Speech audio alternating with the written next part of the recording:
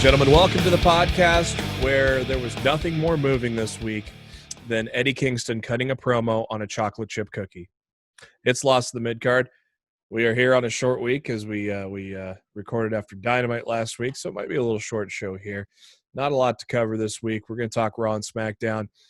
We will talk Impact as well this week, and we will talk about some headlines. So it may be a little shorter show this week with a little break in between, or a little less time in between shows, but it is what it is. We will talk about why Keith Lee is the leader of Retribution.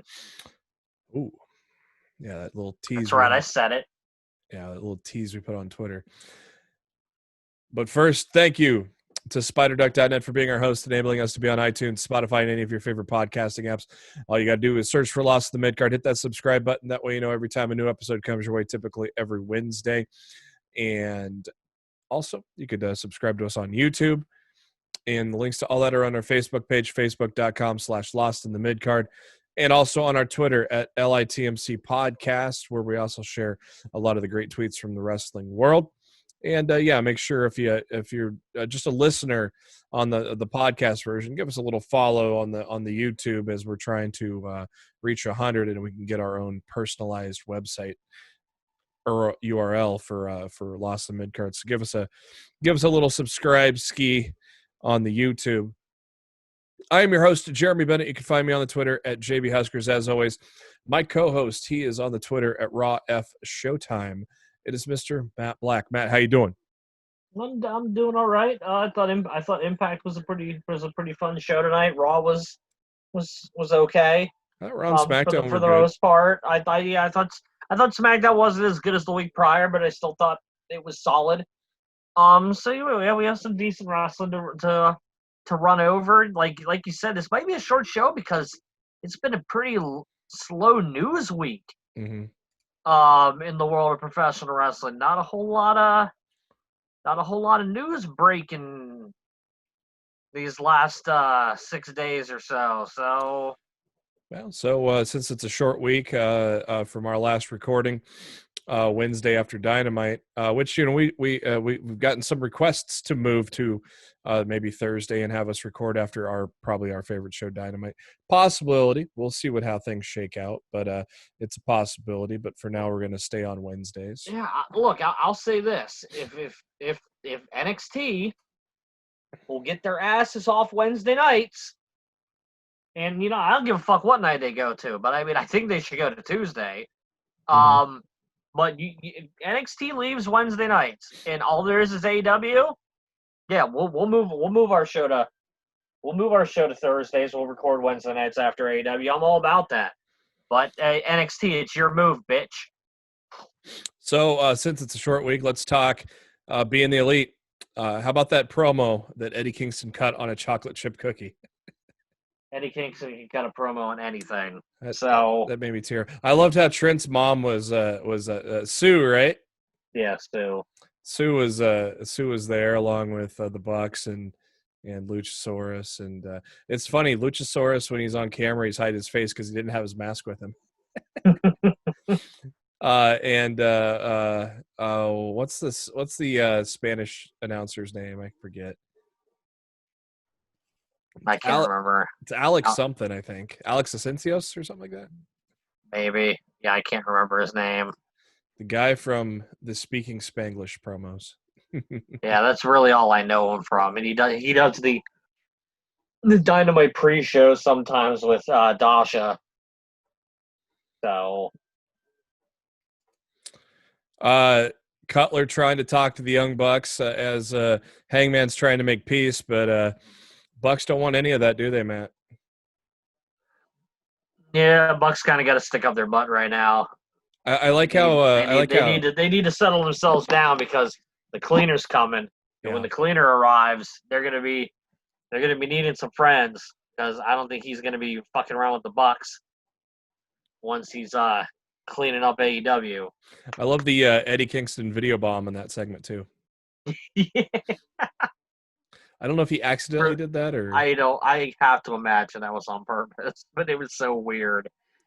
we replayed that great moment where Alex Marvez gets super kicked by the Bucks, and then they mentioned how they showed the tweet that they got fined each $5,000, and then they show them casually strolling down the hall to Tony Khan's office and just throwing a wad of money on the floor. So it would have been better if he was actually on camera in the office. I was just gonna say I'd have liked that a whole lot better if Khan would have been in the office.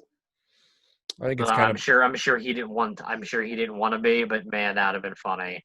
Yeah, I think it's by design that Khan is not Vince, basically. Yeah, I feel like he's only been on Being the Elite like one time, and it was only for like a couple of seconds. And he's barely been on Dynamite. You know, like sometimes you see him in the background, like when Moxley was cutting his promo. But I feel like the only time he was actually on Dynamite in any official capacity was when he congratulated Nyla Rose for winning the women's title. Yeah, and that was a real brief thing. I feel like that's the only time we've seen him in any type of, official on-air capacity on the show. We had ourselves a dance-off between Angelico and Jack Evans and Silver and Reynolds. And tell you what, those that $1 million spent on tap dancing lessons did pay off, Matt. They really did pay off. I don't know about all that. And what the fuck was Silver doing with that dance? Best part was the judges. Stu Grayson hated it. Best part was the judges. The first one was Wardlow, who's going to get that major Roman Reigns face turn any minute now. Well, I don't know about any minute, but I'm thinking by this time next year, he's going to be a monster baby face for that company. Orange Cassidy, them guys. So the votes tied 1-1 because Wardlow went with the Dark Order. As on my video, there's Silver doing his dance. And Orange votes for the hybrid too, and so the tiebreaker goes to Stu Grayson. Fuck those guys. Seriously, the Dark Order has just been seriously one of the best things on Being the Elite. They are absolutely hysterical. Just before Brody got there, it started getting real good, and then it really got over the top when Brody showed up. And then we had the longest water bottle push ever of Orange Cassidy rejecting the Kool-Aid once again, which is always a good bit, especially just how he delivers the rejection to Silver and Reynolds. I hate having sticky shoes, man. I love Silver and Reynolds. They are so entertaining.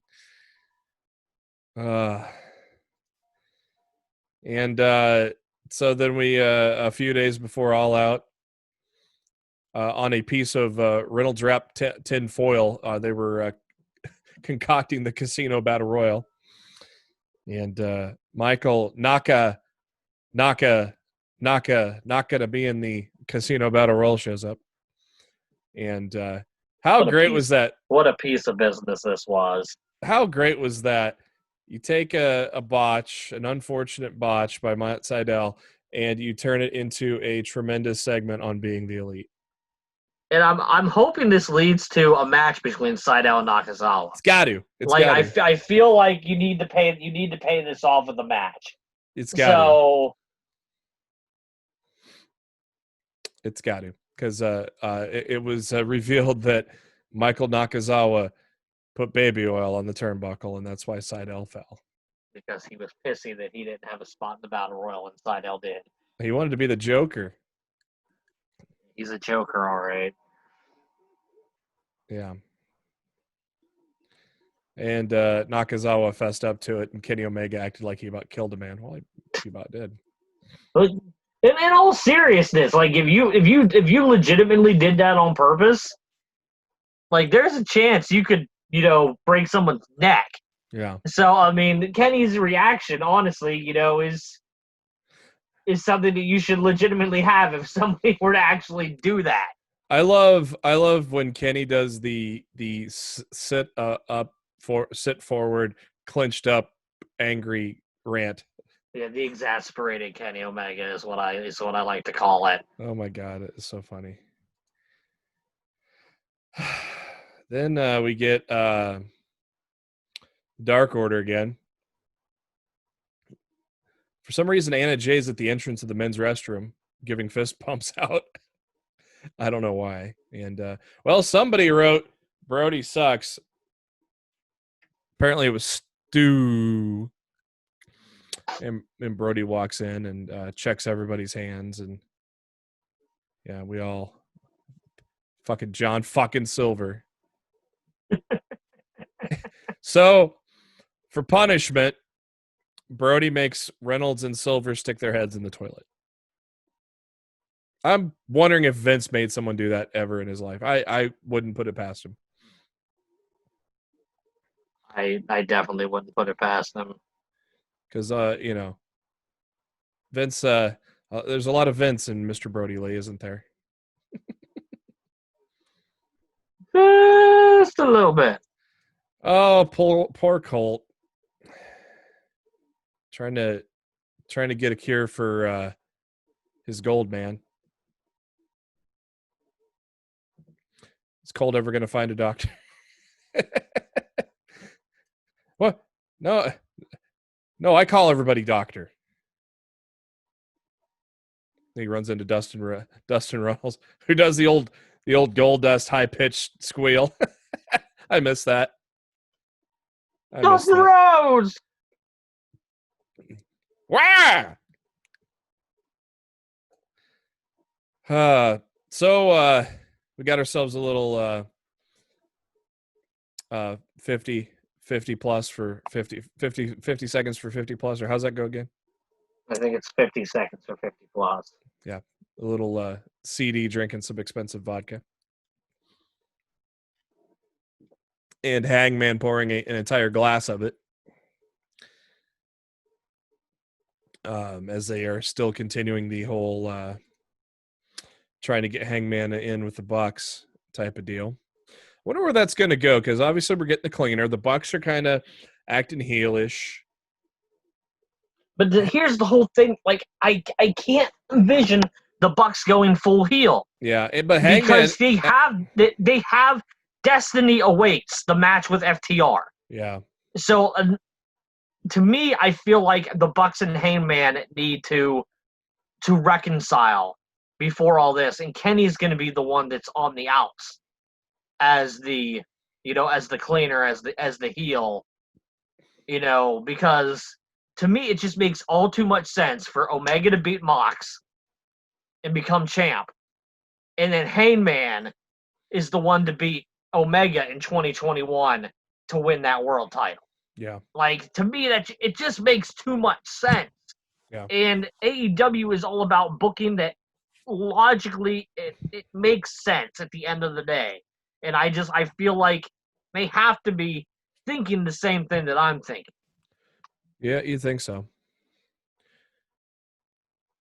The Young Bucks meeting with Matt Hardy and his youngest, and I was really expecting Rebby on this episode to do something, but so I was pleasantly surprised that she wasn't there. The Bucks a little worried that Matt's acting too normal. Oh boy, I don't know where this is gonna lead. I really don't. That's the beauty of it all. Yeah, man. like that. It was the end of that segment, and I was just like, I really don't know where they're going with this. was what I said. I was waiting for the Bucks to say a wrestling term, and all of a sudden, wait! Was the multiverse? What's his youngest? Is it Marty? Marty Hardy or Barty or something like that. I can't remember. It's Maxwell Wolfgang and like Barty, I think. Yeah. Are you looking it up? I'm trying. Like all the Oh, Barty. Or yeah. Bartholomew. Ah, okay, that makes sense. But yeah, he refers to him as Barty. Yep. Then Michael Nakazawa, he confessed. The only thing I didn't like about this is it was very evident that it was hard for Seidel to keep a straight face through this entire segment. It's because Like, Nakazawa's clearly he's not used to doing these type of skit things, yeah. and you could tell that Seidel was doing everything in his power. I guarantee you they filmed that a couple times. Yeah. Because it looked like he was having a really hard time, not like just busting out laughing. Yeah, I have a still right now of him looking at Nakazawa, and he's like this. Oh man, that's because Nakazawa's a funny guy. Naga naga naga. Then we cut to the awkward shot of Matt Jackson showing his cleavage in the Cracker Barrel women's shirt. I laughed. And I laughed again when you reminded me. Wow.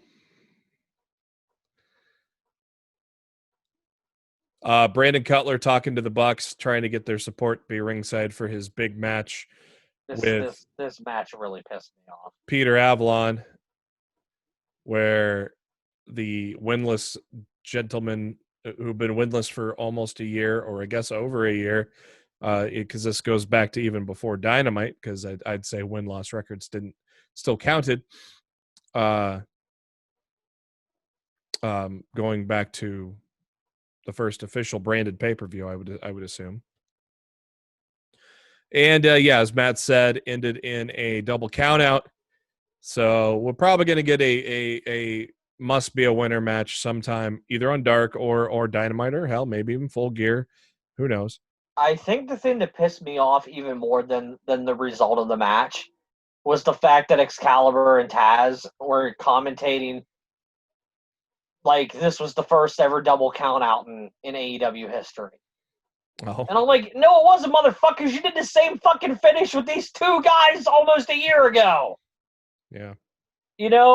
Like, you have, like, as a company, you have to know your own history. You can't say something like that. And that kind of shit irks me. Like, it irked me bad enough that they gave us another double count out. But don't do the commentary like it never happened before, because this exact same fucking thing happened before they decided to become a tag team. Pissed me off, JB. Because it was the only match I really cared about to see on Dark tonight. Like, I'll watch the entire episode of Dark later, but I went out of my way tonight to load up Dark and find that match because I wanted to see the winner and I didn't get one. It's bullshit. You get no wins, Matt. I don't approve. Who is the cake delivery guy? I feel like I should know this guy. He's actually wrestling on Dark tonight. He's facing Brian Cage. What the fuck is his name? You have the Dark lineup nearby by any chance? Yeah, let me get it. I know he's facing Brian Cage. Today, I guess, isn't it? Yeah. Megabyte Ronnie. Apparently he's a competitive eater. Obviously. Cutler had delivered had cakes made to for Hangman on behalf of Hangman to give to the Bucks as an olive branch, but this guy ate them all in the course of ate both cakes in the course of a couple of minutes. Do you feel like the segment went on too long? Yeah, well, because I felt like it was going too long, and then at certain points in the segment they were actually fast forwarding it, so it made me feel like even they believed that it was going on for too long, and it just kind of fell flat for me. Like, I get what they were trying to do, but I feel like it would have been funnier if it had been done in like half the time. Yeah.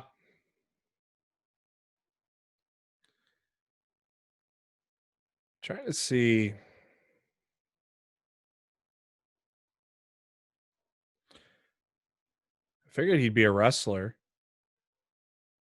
I just can't really find his profile. I found his profile on MajorLeagueEating.com though.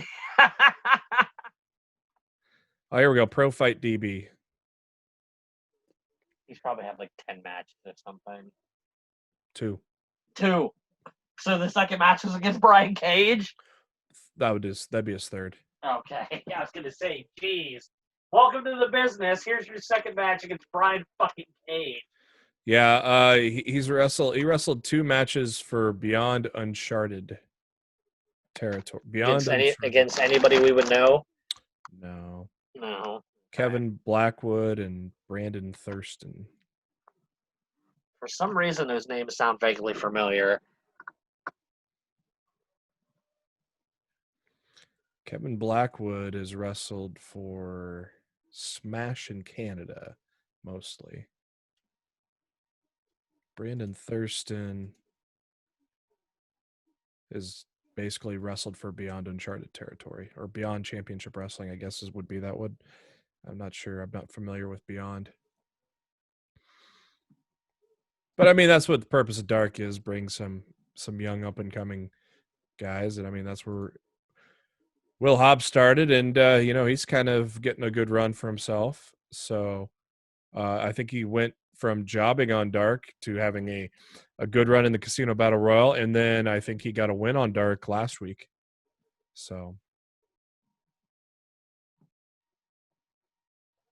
yeah, dude, that segment started at 25 minutes and went to the end of the show. So that was a 3-minute long segment right there.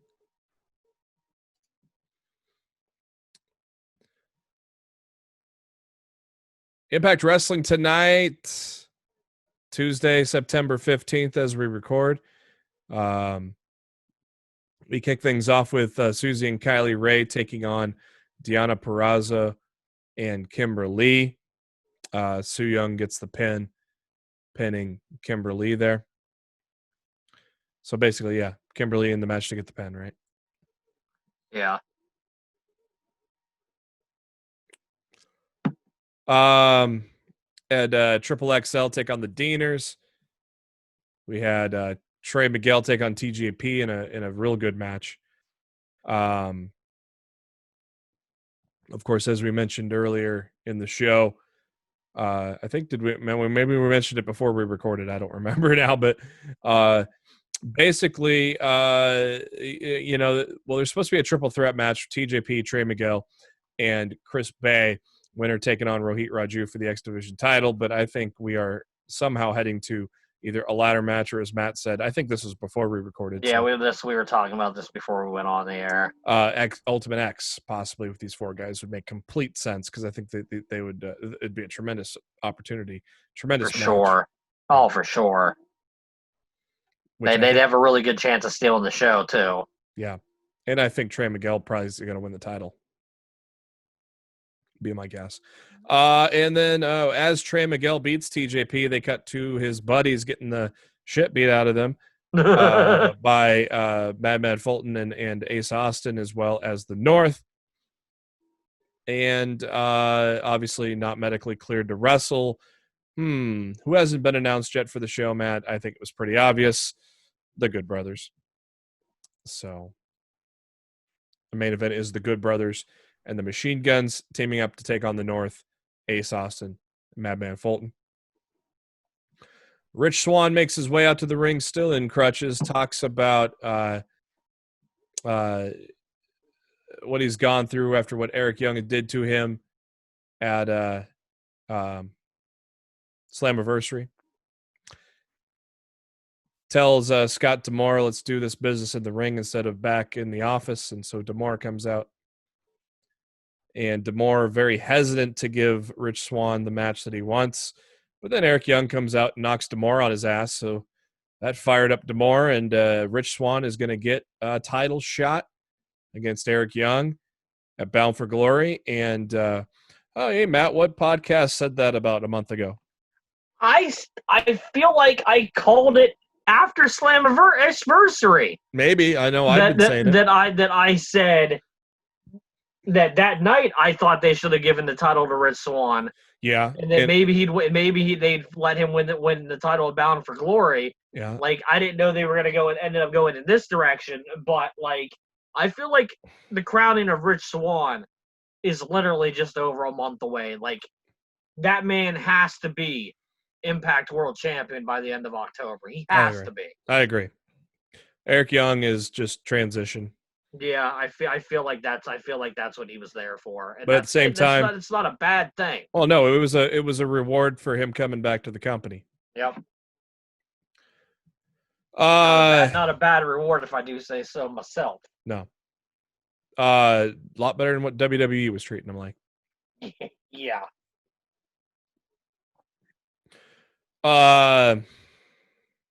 Once again, Rich Swann has been just killing it with the promos too here.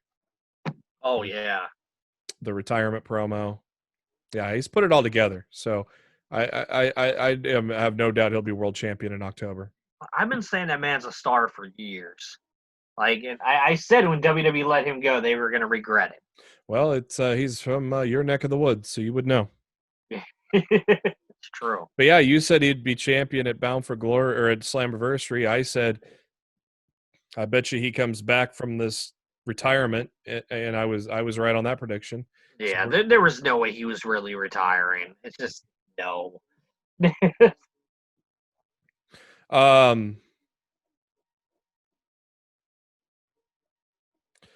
Brian Myers and Willie Mack continuing their matches for a third week in a row because Brian Myers has been cheating. And if you ain't cheating, you ain't trying. It's true. He tried cheating again, but Willie Mack caught him and got in the win. So another good match with those guys. Those guys have been having good matches, and that's going to continue, so I'm not going to complain. Rosemary trying to get Havoc to get a virgin sacrifice or agreement on the murder of Father James Mitchell, but Havoc does not want anything to do with this wedding between Rosemary and Johnny Bravo. So, to be continued. Moose, of course, is paranoid as he's seeing visions of EC3, and so he's trying to tell this to Scott D'Amore, who thinks, hey, I got enough crazy people to deal with. I don't need you acting like this. So then Moose gets on the phone and calls a demo god for some advice. Keenan loved this. He calls a demo god for some advice of that one time he won a title and lost the belt the same night. And he thanked him for the advice and says, next time the bubbly's on him. It was amazing. I really enjoyed that. Tennille Dashwood, a little photo shoot. Side note, NWA wrestler Caleb Conley, the cameraman for that. So I wonder if he's made the move to Impact. That also a fun fact, that is the boyfriend of Chris Statlander. I did not know that.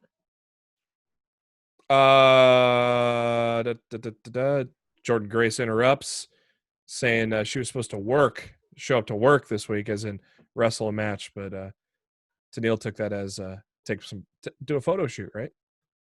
Why not? That's what Emmalina would do. Exactly. Kiera Hogan, probably the biggest win of her career, one of the biggest wins of her career, defeating the longest reigning knockout champion of all time, Taya Valkyrie, in a match there. Rhino challenging Hernandez to an arm wrestling match, while which was basically a distraction for Heath to steal the wad of money, which I thought was hilarious. Heath was great here. First off, how the fuck can Hernandez not see Heath? I don't know. Maybe the glasses fucked with his peripheral vision. I don't know. As I told Matt via DMs during Impact, that wad of money's been booked better than half the WWE roster. True.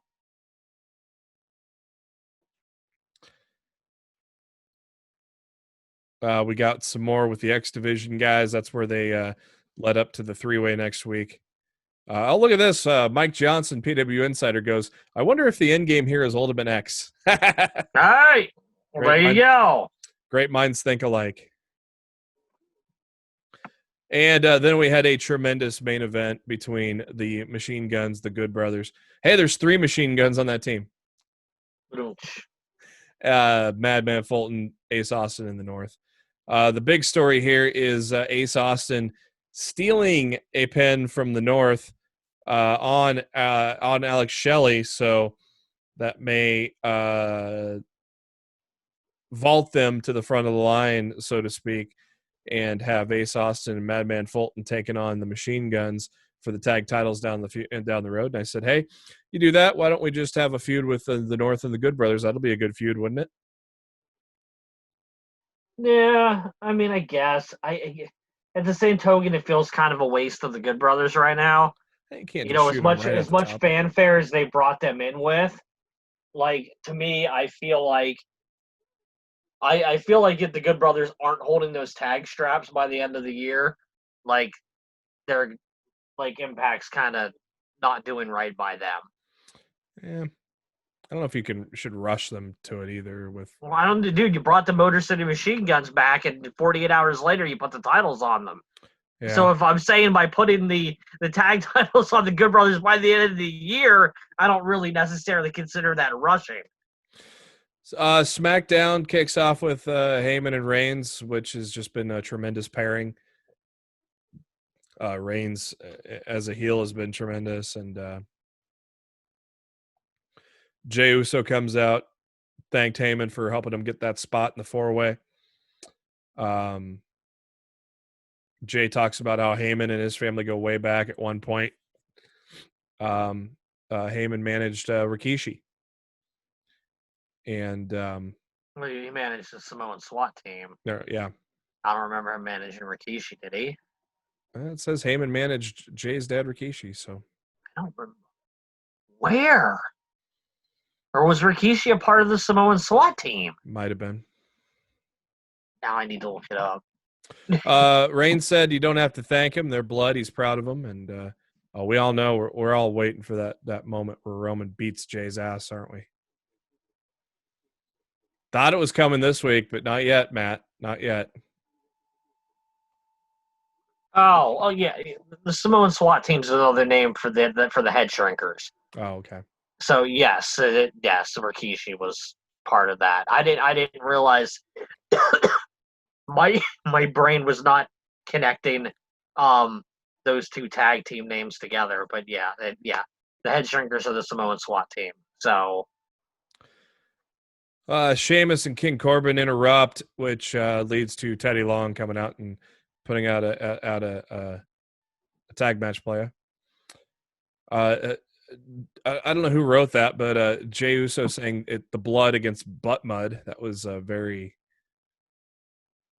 had Vince written all over it. What rhymes with blood? Butt mud. That's funny, pal. It's such good shit. Sigh. Or it was a stupid idea from bad creative. I will go with B, Alex. Sami Zayn in the control room because the graphic showed an intercontinental match between Hardy and AJ Styles. He's still mad. And of course that championship match did not go all the way with Sami causing the DQ. I've been enjoying the Sami Zayn return so far, Matt.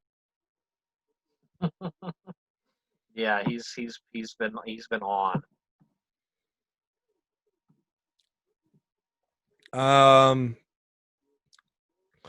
Got Cesaro Nakamura taking on Lucha House Party. Yawn. Bayley explaining herself as to why she attacked Sasha. That was a pretty good segment. I don't like the fact that Sasha's already back next week. Yeah. I was just like, man, talk about Russian shit. Like, seriously, if she's already back, that means these two are on a collision course for Hell in a Cell. Well, we said that was going to happen anyways. But I I'd rather they have delayed it. I'd rather Bailey would have ducked Sasha to the draft because they're supposed to do a draft in October. They could have moved Sasha to Raw. Sasha could have won the Rumble. Sasha could have challenged Bailey, and they could have done this shit at Mania, man. Like, I don't really feel like they needed to rush this match. I just feel like WWE fucked up here. So at the end of the promo, Nikki Cross makes her interest for the Fatal 4-Way to determine a number one contender for Bailey, and of course they stare each other down. And of course, as soon as Cross walks down the ramp, you know that Bailey was going to attack her, and she did. So 4-Way: Alexa Bliss, Cross, Evans, Tamina. Got interesting when Alexa Bliss delivered Sister Abigail on Nikki Cross. Of course, we all knew this was coming with Alexa. And Nikki Cross won the 4-Way. I fully expect Cross to win the title from Bailey because there's not going to. There's no way. Really? I figured she'd. Bailey will lose that. Bailey will lose that title to Sasha Banks. Nobody else. I kind of wondered if. I kind of wondered if that title would be on the line or not, but. Well, no, the title will be on the line, but I mean, Bailey's keeping that title until she drops to Sasha. That's what this story's been all about. Like, I really can't foresee them not fighting for the title. Not paying that off with the title. That feud has been way too important. Excuse me, to end without the title.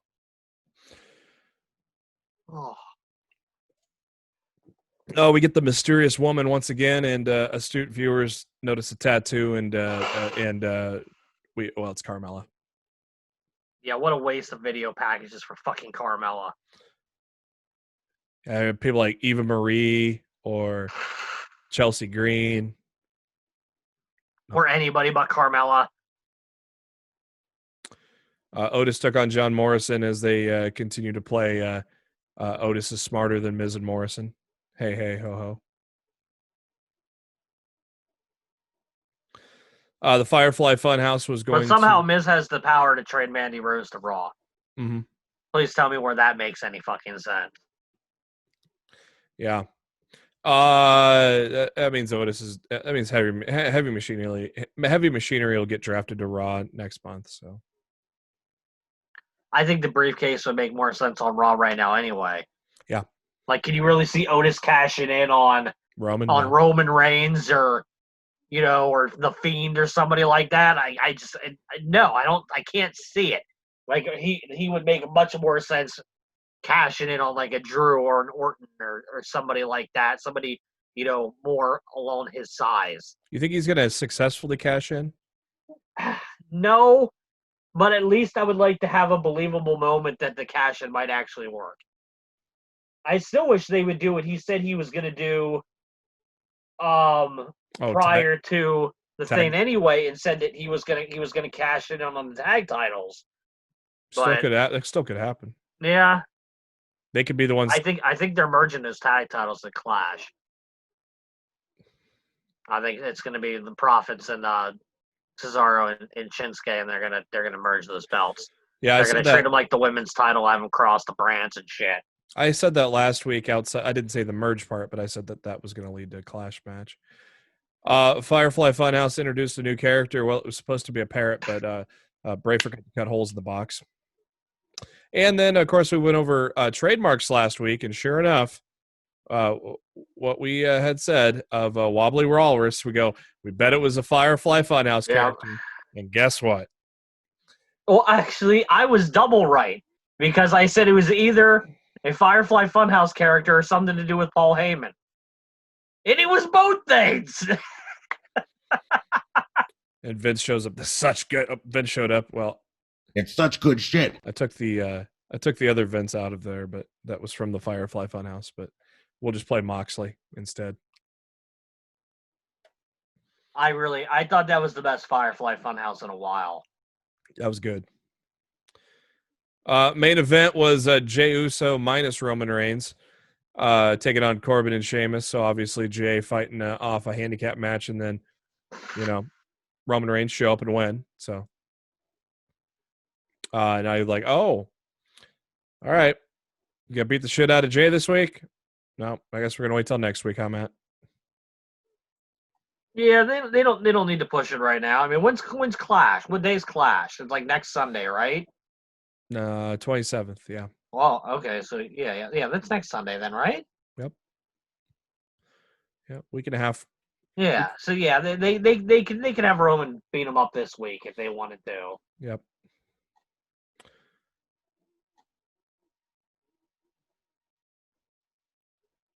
Raw this week kicked off Drew McIntyre announcement that him versus Orton will be in an ambulance match. We haven't had one of those since Ambrose and Wyatt, I believe. They're never good. Like, I can't remember one good ambulance match ever. Like, I hate that they're doing this stipulation. Adam Pearce came out and said Orton's injury is severe right now, so he's unknown for Clash. So, if Orton is not able to face Drew and Keith Lee beats McIntyre, then it's going to be Keith Lee against Drew at Clash of Champions. I was excited about that at first. Yeah. Street Profits defeated Cesaro and Shinsuke. How about Ziggler on commentary? He did a pretty good job, I thought. I actually liked it a lot better than I thought I was going to.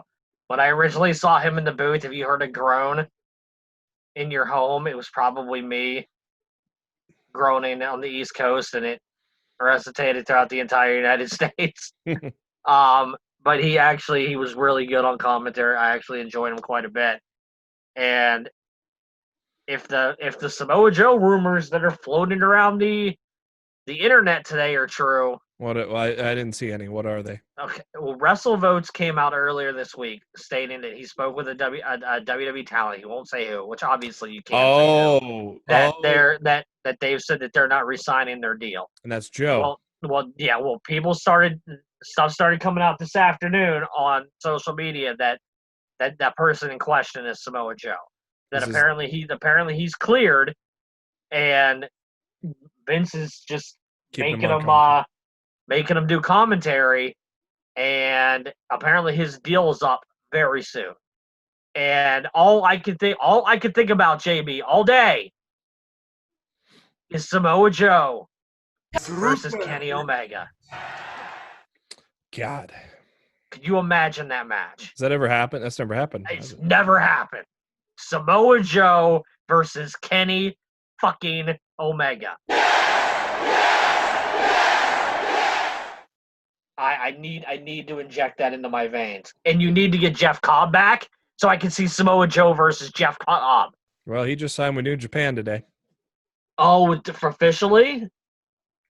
Well, I mean, God, New Japan today, OEW, you need to fucking work together. Mm-hmm. Yeah, he's officially the G1, signed with New Japan, he said. Oh man, they need to start fucking working together. Get this bullshit over with. And Rusev's already stated that he can work New Japan. Well, Miro, so like AEW's letting letting certain talents work over there if they want to. Yeah. So like, to me, you gotta let this shit slide, man. Jeff Cobb, dude, Samoa Joe versus Jeff Cobb, Samoa Joe versus Kenny Omega, like, oh my God, man. Well, I mean, some of the matches they could do over in AEW with Joe is just amazing. Joe and Cobb could still happen and it just be in New Japan. Yeah, I don't know. I don't know if Samoa Joe wants to do traveling to Japan and back at this stage of his career. You know what I mean? Maybe for Wrestle Kingdom.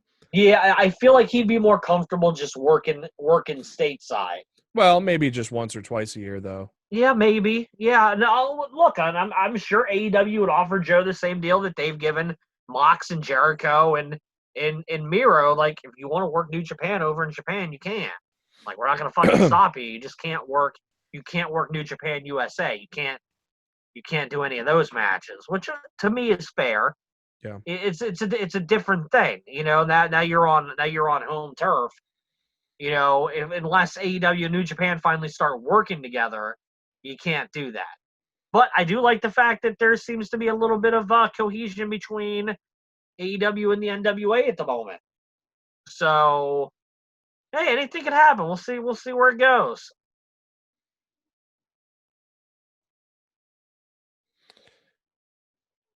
You okay? Reading over the United Wrestling Network. Oh shit! I forgot about that. Anything interesting happen? Like, all the matches were people in championship wrestling from Hollywood. Oh yeah, I'm Except looking at these matches. And I'm like, I don't know anybody. Like Except the first person I recognized was the women's match with Camille. Yeah, and then the main event was Nick Aldis and Mike Bennett. Sounds like they gave too much time to the early matches and had to rush the main event. Yikes!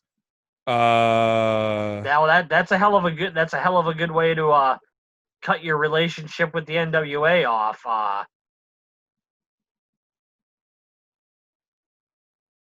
Dude, they did a ref bump 45 seconds in. Oh my god. yeah.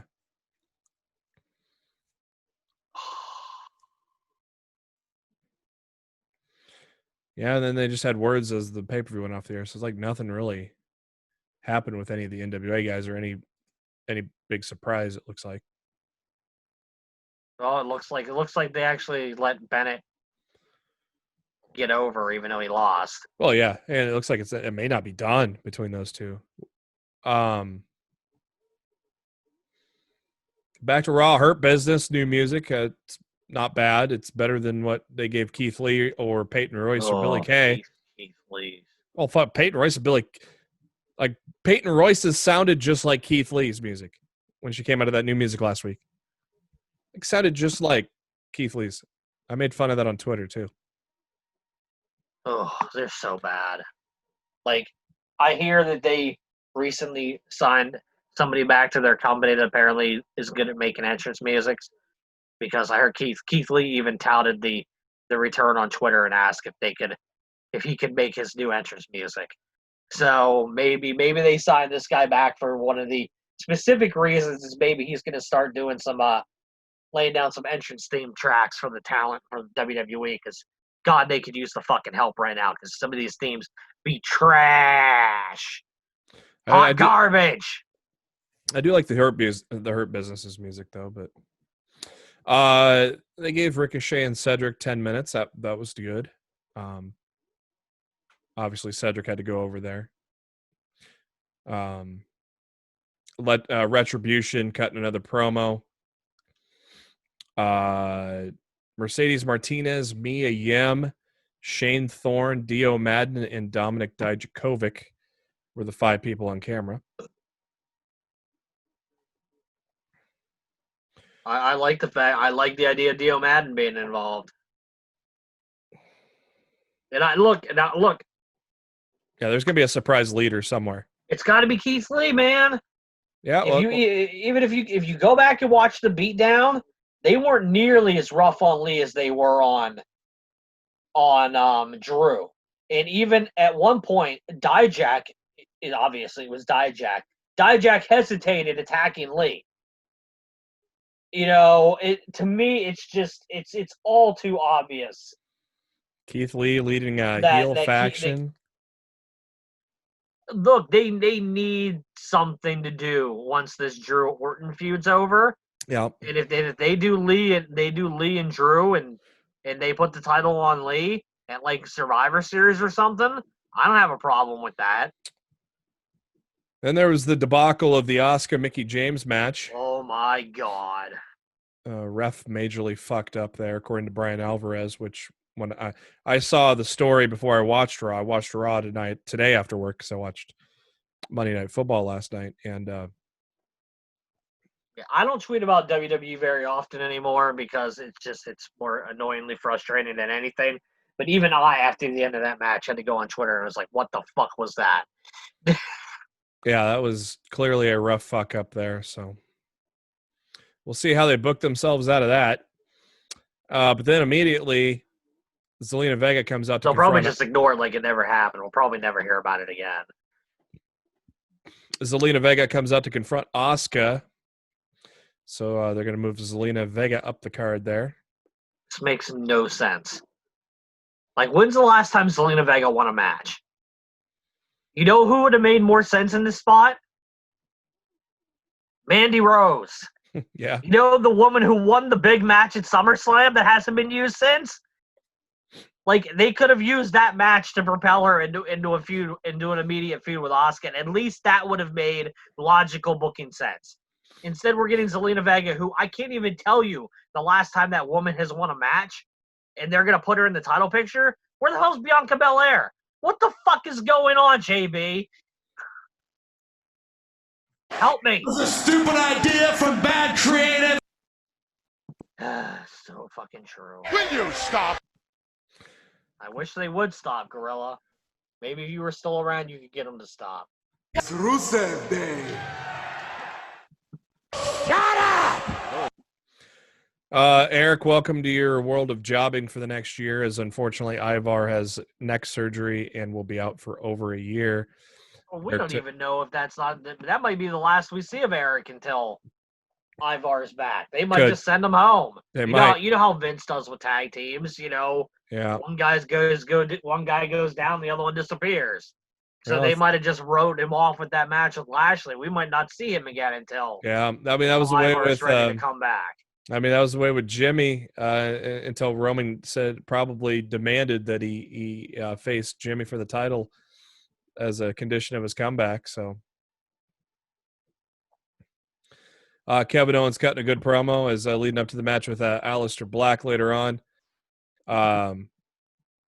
Shane McMahon talking to Jordan. God, that guy's so fucking huge. Like, even Braun Strowman walks up wanting to come into Raw Underground. Of course, Braun Strowman's on SmackDown, but anybody can come up into a Raw Underground. Apparently.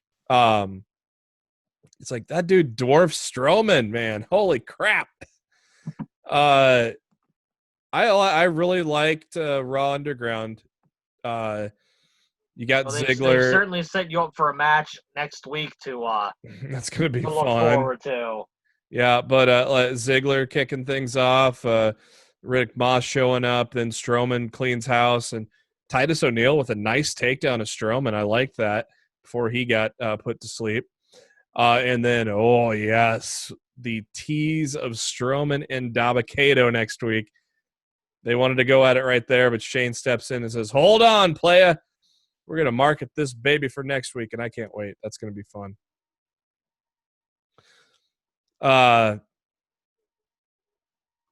Seth Rollins and Murphy backstage, almost seemingly looking like Rollins was going to forgive Murphy, but then he slaps him in the face and tells him to stay in the back so he doesn't have to deal with his stupid mistakes. So Murphy continues to be the bitch in this situation.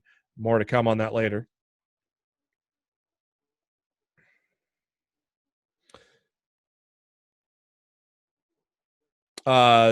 Steel cage match between Seth Rollins and Dominic Mysterio. I mean, Jesus Christ, Matt. Dominic's 23, just barely in the main show, and he's sitting here doing a hell of a job in a cage match, huh? Can't hate it. The dude he's got it, man. He's grown up in the business, but that doesn't equal having it. Look at Ted DiBiase Jr. He just didn't have the passion. He had the skill, I mean, but Dominic looks like $1 million in the ring, man. Rollins gets the win after a couple of stomps on Dominic.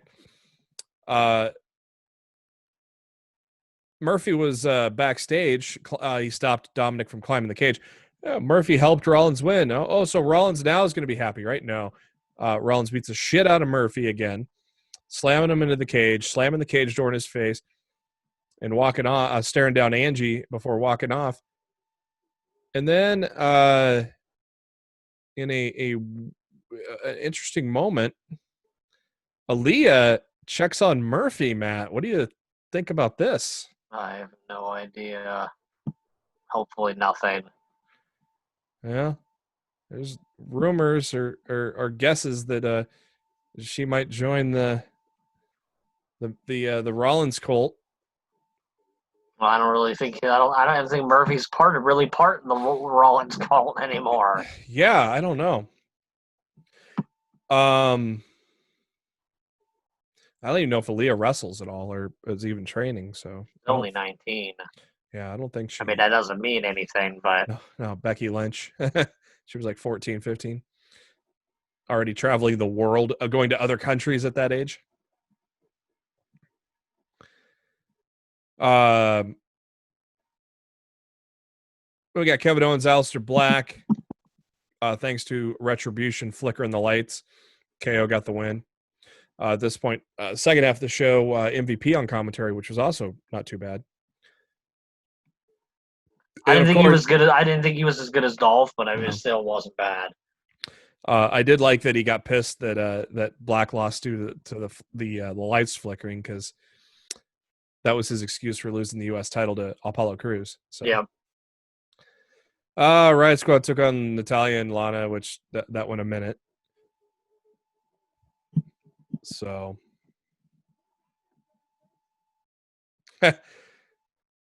Apparently, the internet's saying Lana got put through a table because of Miro signing with AEW and trashing WWE. Do you think Vince is that petty?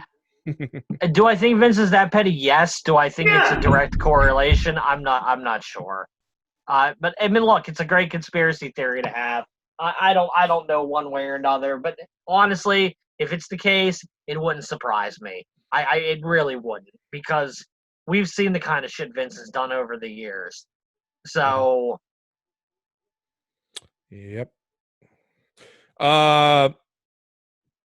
Main event: Keith Lee and Drew McIntyre interrupted by Retribution. Earlier in the show, the Hurt Business approached Adam Pearce to help stop at Retribution, since security is pretty worthless. Adam Pearce thinking, oh, they're being nice guys. Oh, no. It's the Hurt Business. Just got to give them some money. So it's all about the money. Hurt Business show up and actually get into it with Retribution because, well, they're getting paid. And then it ends with a very fucking sweet dive over the top rope in synchronization between Lee and McIntyre. I thought that was a cool looking spot, Matt. But you know the thing that annoyed me the most about that? Do ya? Do ya? But no, seriously, do you know the thing that annoyed me most about that? Do ya? What? Asshole. The freaking all of Retribution that were out there are laid out, and nobody tries to unmask anybody. Maybe there's honor. Come on now. It's that lucha honor, you know. Oh, I'll shove the lucha honor up your fucking ass. I don't know. Another round of cuts as we head to headlines. Another round of cuts going through the WWE. Jared Briscoe confirmed that his 36-year tenure with the WWE came to an end. Fucking as heartless. Yeah. Yep. Like, I don't know any other term to describe that other than fucking heartless. Like, what a scumbag thing to do. Appears that the from Mike Johnson, a PW Insider, the cutbacks have been related to office staff who were furloughed back in April. A small amount of them have been brought back to the company, but a major amount of those people were officially let go.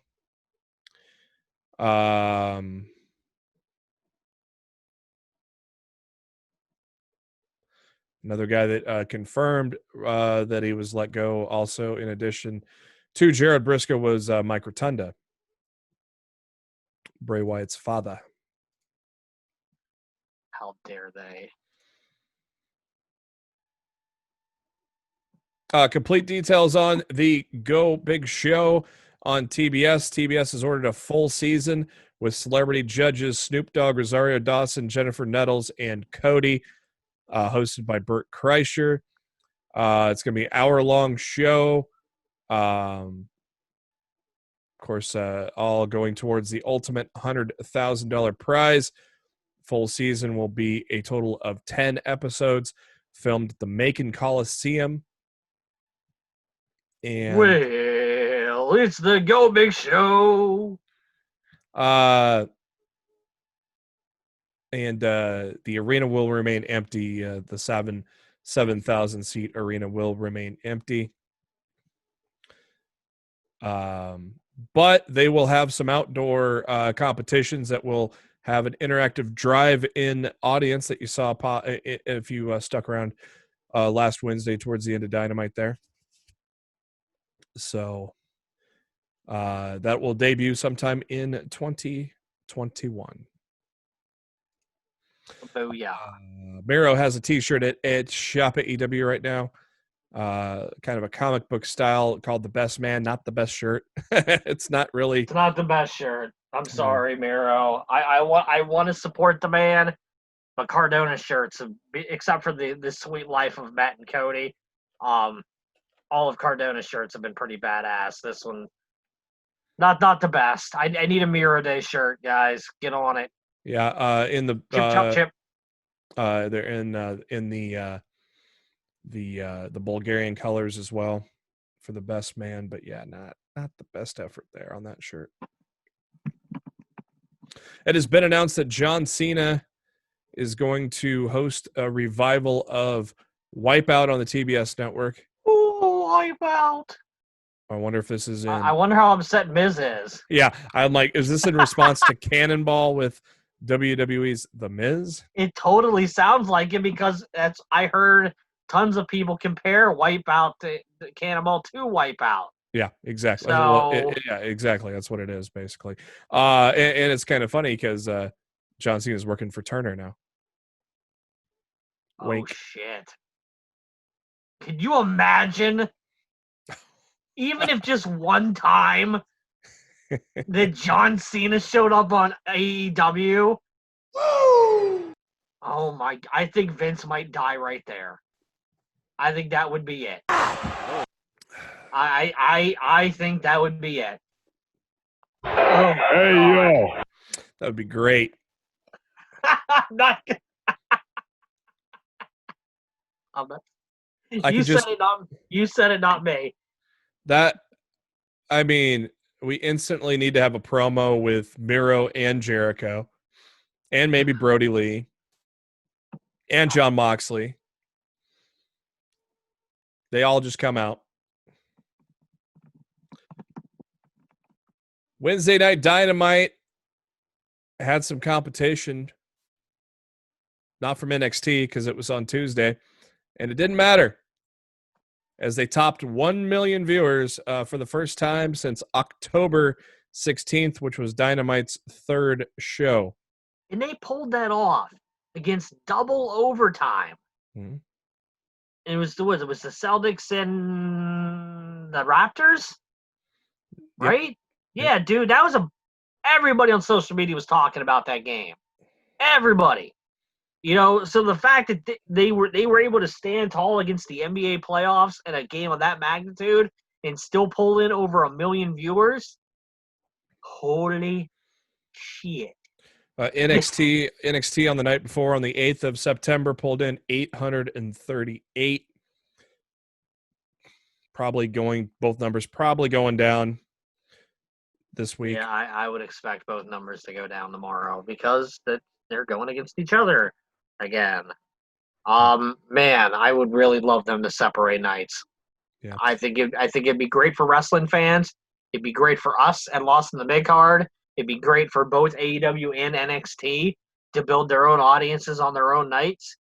It's just wins all around. Yeah. And to me, I really don't think the USA Network really gives a flying fuck about WWE's quote-unquote war with AEW. If they can get 250,000 more viewers on Tuesday nights instead of Wednesday nights, I feel like USA is going to say, hey, we're moving you. You don't like it? Too fucking bad.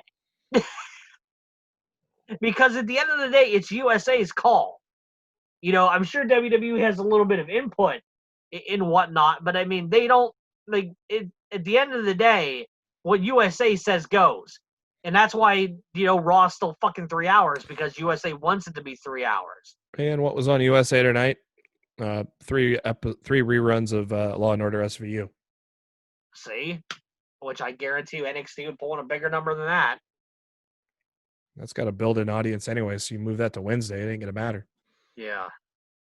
I don't know what happened to SmackDown, but a huge jump in audience for SmackDown this week. They gained 200,000 viewers to go to 2.26 million. I think a lot of people heard about how good last week's show was. And then it followed it up with a kind of a dud. A decent. It wasn't a dud. I still thought it was a good show. It wasn't as good as the week before, but I mean, if we're comparing SmackDown to Raw, it's still a much better show. Yeah, and Raw fighting against a Monday Night Football debut. It did not fare well. It did not drop overall. It didn't drop as far as I thought it was going to drop. No, but hour 3 was where it dropped. Everybody tuned out after the cage match. Yep. Seemingly, that's not a really good thing for Drew and Lee. Yeah, they weren't able to keep the audience. They only lost about 30,000 viewers from the week before, 1.69 million, 1.81 million in hour 1. They lost 300,000 viewers by hour 3.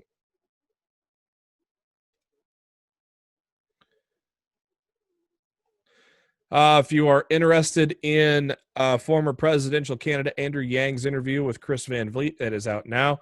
Let's just say that he basically calls the situation with the Twitch situation a quote unquote plain fucking greed, was how Andrew Yang put it. Well, you ain't wrong. Every other wrestling company doesn't care that their talent are doing it.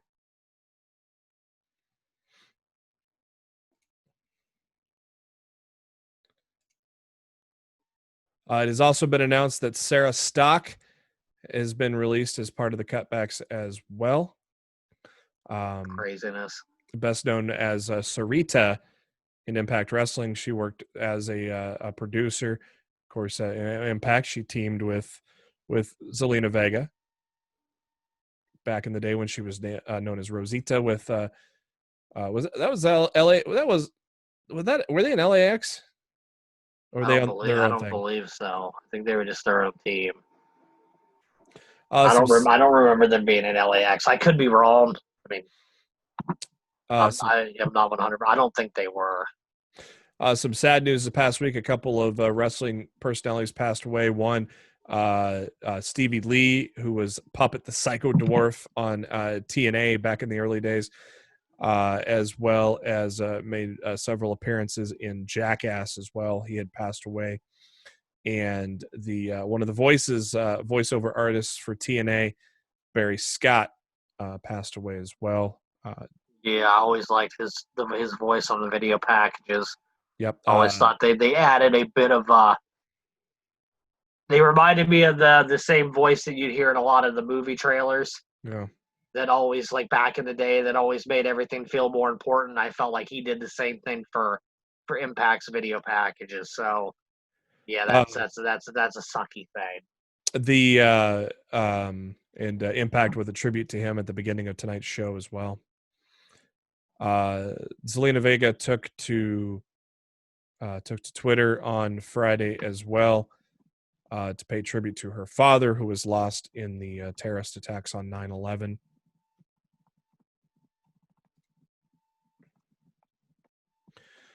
Some more on the cutbacks. Mike Johnson, PW Insider, says while there were no talents released, there were quite a few employees let go. One source believes that there were over 60 staffers let go on the 10th of September, many of whom had already been furloughed, as we mentioned earlier, and were no longer active due to COVID-19. So probably a lot of the live event staff is probably included in that, since they're not touring.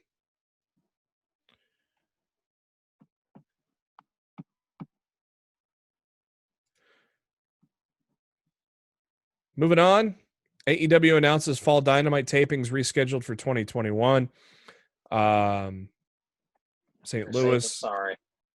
Yeah, St. Louis, Milwaukee, Houston, Rochester are all going to be rescheduled to the summer. June of next year. They have moved the date of Hell in a Cell from November 1st, as we had mentioned last week on the show, 1 week to October 25th now.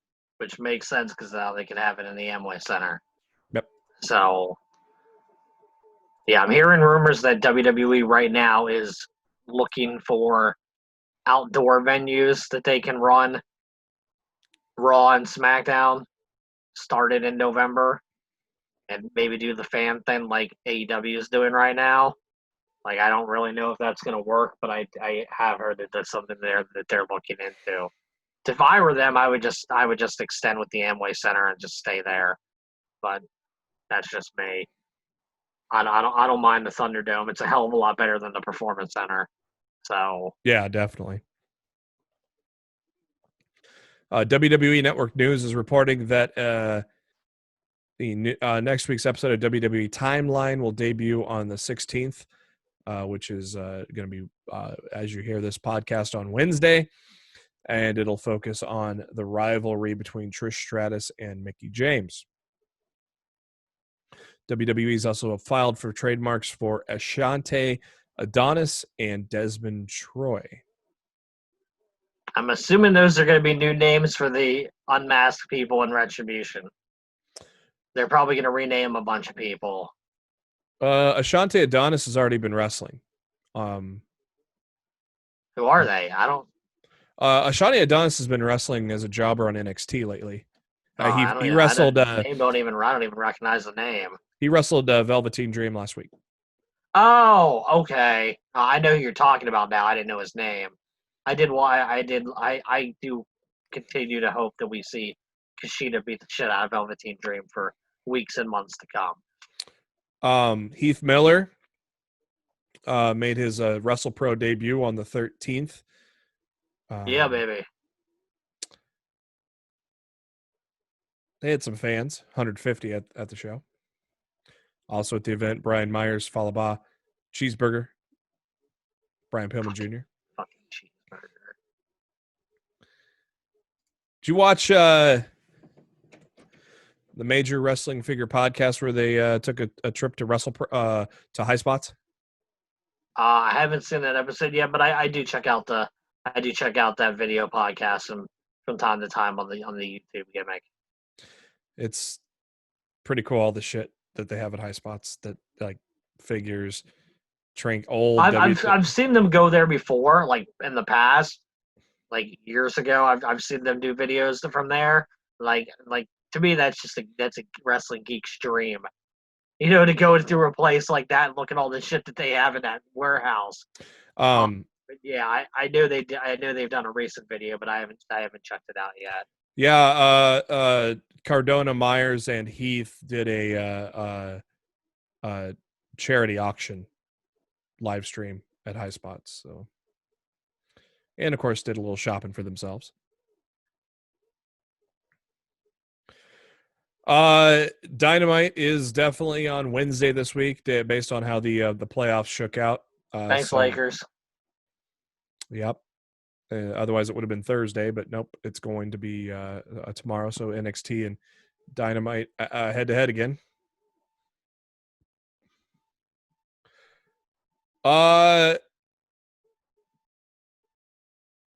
WWN is having a little, I guess, one-off pay-per-view called Eddie Kingston's Grindhouse. Yeah, it kind of sounds pretty weird, right? Yeah, going to take place on September 26th. And of course, people lining up to jump into that.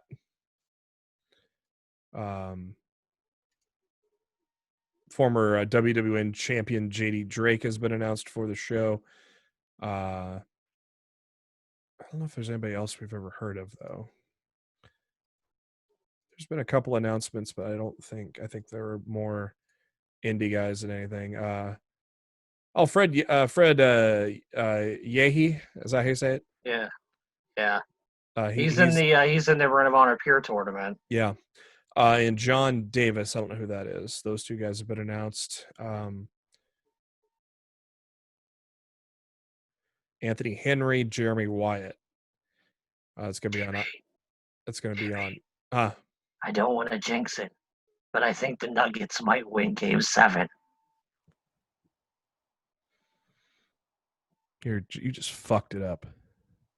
Oh, They're up by 15 with 4 minutes left. you fucked it up. I hope I didn't fuck it up. I've been dying to say something the entire quarter, but I felt like I didn't want to say anything until they're.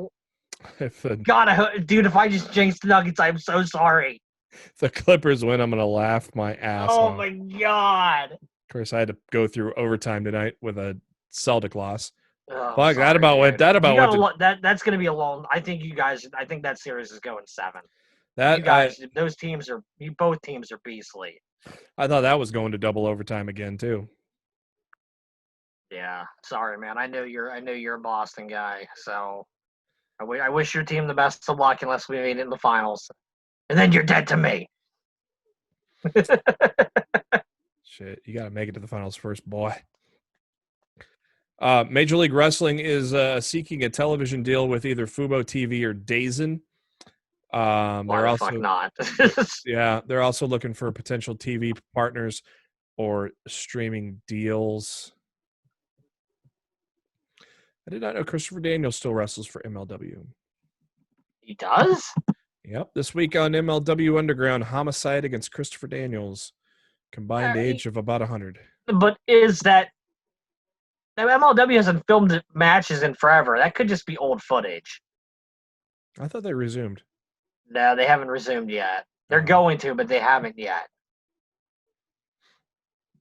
So yeah, I'm gonna go out on a limb and say that's an old match.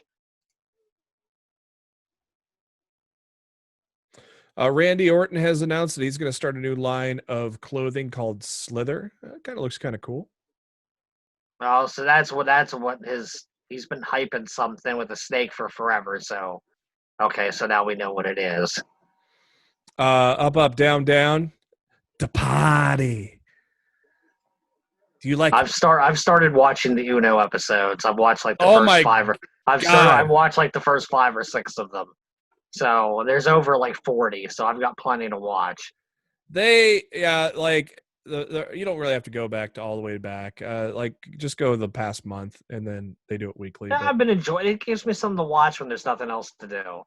Yeah, some of the early ones they were still kind of. Some of the early ones are kind of working out the kinks. They didn't know all the rules yet because they play with weird rules sometimes. They'll play the 7 and 0 rules, like the 7 rule. Definitely, yeah. The 7 rules where you could switch with anybody. The 0 rules where it rotates. It rotates, yeah. They also play Uno Flip, which is a lot of fun when they play Uno Flip. Yeah, I've learned a lot about Uno by watching them play the game. I know a lot more about Uno now than I ever did previously. Yeah, so The Party was basically born from Uno, like not until about episode 7 or 8. Now they're up to like 30 or 40. I think their episodes are in the 40s right now. They're from like 2 weeks ago. There's a 3-part Monopoly game. Watch that. I went back and watched a match of Risk that they did as well, which was really good. One guy just whooping everybody's ass and then prolonging the inevitable on purpose. It's funny. But seriously, The Party is they've turned into probably the favorite series on Up Up Down Down. Those 4 guys playing together, especially Uno, is just a lot of fucking fun. Where I was getting at talking about The Party was they have 2 WWE 2K Battlegrounds early reviews. One was a creation review where all 4 guys, Breeze, Cesaro, Cole, and Woods, created their own Battlegrounds arenas. Lots of options. Looked really fucking cool. And another one was I think just there was something else. They did 2 different videos. I'm trying to think of what the second video was that they did. There was like some sort of thing they looked into, but one was definitely arena customization. They played a match in the steel cage that has an electrified fence. It's funny as hell. I'm really hoping this game is going to be good, man. I'm really nervous about it. IGN gave it a good review. Did they? What was the review? I haven't seen it yet. They said that they did a lot of things well. That as a spiritual successor to WWE All Stars, they have not given it a score yet. I think it was more just a preview, so they haven't done a score yet. There may be an embargo on that until Friday. That's kind of stuff that worries me. If you're embargoing reviews until the day of release, that to me that says you don't have a whole lot of faith in your game. IGN closed it out by saying, for years now I've been wanting to say a sequel to WWE All Stars. In many ways, this feels like it could be exactly that, but I cannot help but worry that while taking on the DNA of the cult classic, it also adopted some of WWE 2K20's less desirable technical issues. But overall, pretty positive preview. So, buddy of mine got it for me for my birthday. So, and hopefully it gets delivered on Friday. I'm getting the game. I'm getting the collector's edition with the coins and the extra character unlocks and the Edge pre-order bonus and whatnot. I want it to be good. I really do. Because this is the last WWE game we're going to have for a while. So... Well, on the bright side, I don't have to pay a dime for it, so... Hey! You can't hate. www.twitch.tv/JBHuskers. I'll be doing a live stream, hopefully, 5:00 Central on Friday, as long as the game's here. Otherwise, to be determined. So just follow me on Twitter to know for sure when I go live, or just fucking go to twitch.tv/JBHuskers and hit that follow button and know when I go live, pal. Right, pal. Ronda Rousey getting back into the ring training. She's training with JTG and Teal, Roddy Piper's daughter. Yeah, it's an interesting group of people together. I kind of dig it. JTG is a beast right now. Dude, can I officially say Denver's winning Game 7 now? I don't know. Can you? They're up by 18 with 1:42 left. Yeah, if they do lose now, Jesus. You really fucked it up. I'm super excited right now. Booker T announced that he had COVID-19. Yeah. It seems like it's proven the more that you travel, the more likelihood that you have that you're gonna fucking catch this shit. And the only people that aren't catching it that are traveling are the people that are being precautionary about everything. Yeah. People getting on fucking Matt Hardy on Twitter today for wearing a fucking mask. And I'm like, are you fucking kidding me? The dude's wearing a mask. He's driving back and forth to Jacksonville, because he's worried about the virus. And look, he hasn't got it. Huh. What a shock. The virus is fucking real. And if you still don't fucking believe it, then you need to get your own fucking head examined. Blows my damn mind, man.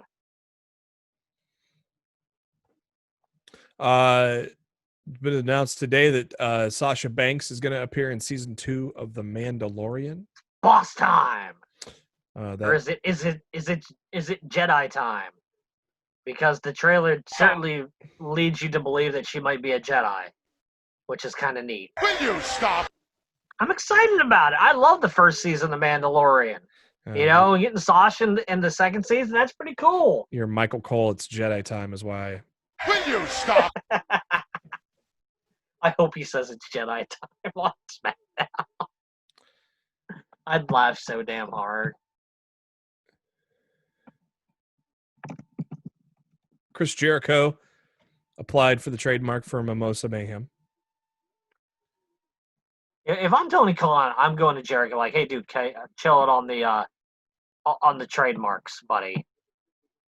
You need to chill the fuck out. That's what I'd be telling him. Why? Because it's freaking it should be AEW's right to trademark that, not Jericho's. Creative Ventures Incorporated, based in Chicago, applies for the trademark shoot. Oh, Okay. man, Magic Johnson just buried the Clippers on Twitter. The Clippers choked again. They choked against Houston in 2015, and they choked tonight against the Denver Nuggets. Ouch! Yeah. Fucking ouch! And Damn, and it's already got 5,000 likes, and it's only been up for a minute. And something I said on the show that was probably going to happen, and it was true. Jeff Hardy has come to terms with a new WWE deal. No more words, buddy. I told you he was going to stick around there. I think he's out of his mind, but whatever. And that's going to do it for this edition of Lost the Midcard. I'd like to thank SpiderDuck.net for being our host, enabling us to be on iTunes, Spotify, and any of your favorite podcasting apps. All you got to do is search for Lost the Midcard and hit that subscribe button. That way, you know every time a new episode comes your way every Wednesday. And even if you listen on the audio, go to YouTube and give us a little subscribe there as well, as we try to reach a goal to make ourselves able to have a personalized website for YouTube. So the links to all that are on our Facebook page, facebook.com/Lost the Midcard, as well as on our Twitter's pinned post. Go to @LITMC Podcast, and you'll be able to get to all the links there to get to our show. I am on the Twitter at JB Huskers. Matt is on the Twitter at Raw F Showtime. And before we ride off into that sunset, Matt, what are your final thoughts?